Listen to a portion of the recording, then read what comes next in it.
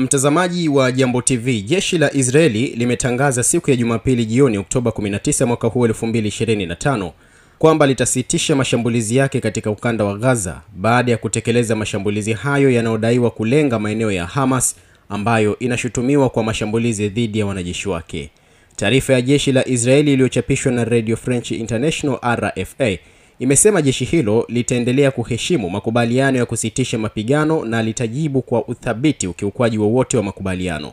Wakati huo huo, shirika la ulinzi la raia la Gaza limetangaza kwamba mashambulizi ya Israeli yamesababisha vifo vya takriban watu 33. Ripoti ya awali ilisema idadi ya waliouawa ilikuwa ni takriban watu 11, wakiwemo watu 6 waliouawa katika shambulio la Israeli huko Al-Zawaida katikati mwa eneo hilo.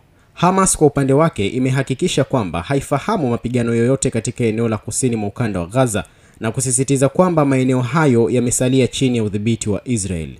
Hamas ambayo imethibitisha tena wakati huo huo kwamba dhamira yake kamili ya kutekeleza kila kitu ambacho kimekubaliwa, imeshutumu Israeli kwa kile ilichodai ni kubuni visingizio vya kuanzisha tena mashambulizi yake huko ukanda wa Gaza. Mwishoni mwa wiki iliyopita, ndege za kivita za Israeli ziliripotiwa kufanya mashambulizi kadhaa ya anga katika mji wa Rafah uliopo kusini mwa Gaza baada ya watu wenye silaha wa Hamas kupigana na wanamgambo wanaoripotiwa kuungwa mkono na Israeli na kusababisha vifo vya wanajeshi wawili wa Israeli, hali ambayo ilipelekea kuanzishwa kwa mashambulizi hayo ya Israeli katika ukanda huo wa Gaza. Hayo yameripotiwa mwishoni mwa wiki iliyopita, ambapo Hamas inasema haikuwa na ufahamu ikiwa eneo hilo lililoshambuliwa lilikuwa chini ya usimamizi wa Israeli.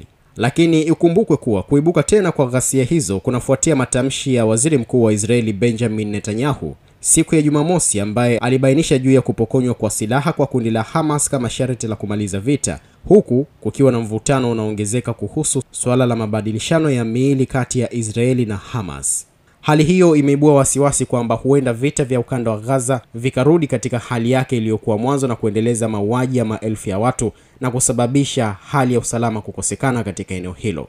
Wiki chache zilizopita, Rais wa Marekani Donald Trump aliongoza mpango wa kuhakikisha vita ukanda wa Gaza vinaisha na kuhakikisha kwamba vita hivyo havitaendelea, jambo ambalo hivi karibuni limeanza kutiliwa wasiwasi na kwamba huenda vita hivyo vikarudi na kusababisha maelfu ya watu kuendelea kuangamia.